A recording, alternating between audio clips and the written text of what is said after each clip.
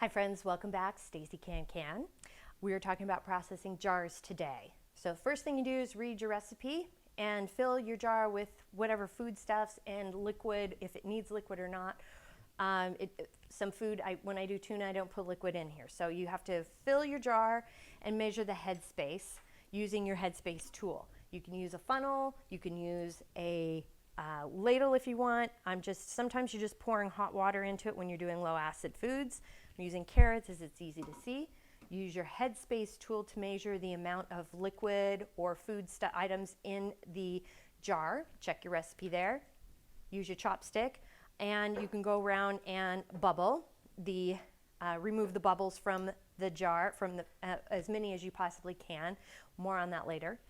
And then next, most important step is you want to clean the rim of the jar as best as possible. You don't need to spend a lot of time on it, but you just want to make sure there's no debris there. Now, previous video regarding lids, you don't need to boil them anymore. In fact, don't boil them. You can simmer them. You can put it on dry if you would like. It's up to you on that. And then you can gently simmer and use your lid lifter like so. It's a magnet. I always put my finger here to pull the magnet off. Take your ring, place it on your jar, just hand tight. And when you are done, go ahead and you can use your oven mitts to pull your stuff out of the canner. Place your jar inside the canner and then repeat this process. You want to make sure that your canner is full of about 6 inches from the top of simmering water at this point, because you don't want to put a hot jar into a cold water bath canner or cold pressure canner. So you want to make sure it's hot. Lower your rack down into the water after you've filled it full, because remember, once we do one jar, you want to repeat that till you're done and till your canner's full. Put the lid on it, get it to a boil, and at that time, once it's boiling, then you can start the timer with a water bath canner. Just go by the recipe on that part. Review your recipe. When you are done, you can use your oven mitts. I'm not at the moment. And hook your rack on the edges of the jars. Then you use your jar lifter from here.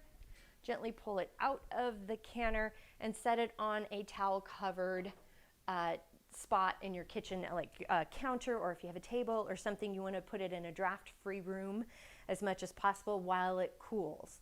And in a spot that can be undisturbed for 12 to 24 hours. Now at this point, your jar is working. Okay, the food is starting to cool. It's pushing the oxygen out of the jar. And as the food cools, the lid will be sucked down. Here's the lid here. It'll be sucked down and the gasket will attach to the rim of the jar. So, and then once it's done completely cooling, you'll have this little bump in the middle will be pushed completely down like these are here, okay? So after the jar has been cooled for 12 to 24 hours, then you can test the lid to see if it's pushed down, okay? If it is not pushed down, you can go ahead and reprocess the jar per the instructions on the processing of the recipe, or you can stick it in the refrigerator, or if you're not comfortable with that, you can dump it. If you stick it in the refrigerator, you would need to eat it pretty quickly, 3 to 5 days. It depends on the food item. Check the websites mentioned in the resources part, okay? Once it's cooled, as they're cooling, do not touch the jars, do not touch the jars, do not touch the jars like I'm doing right here. Don't do that, okay? Put them over and let them cool naturally. Don't put a fan on it, none of that. Let the jars do their work. The longer they're processing, the longer time they're gonna need to cool. So keep that in mind as well, okay?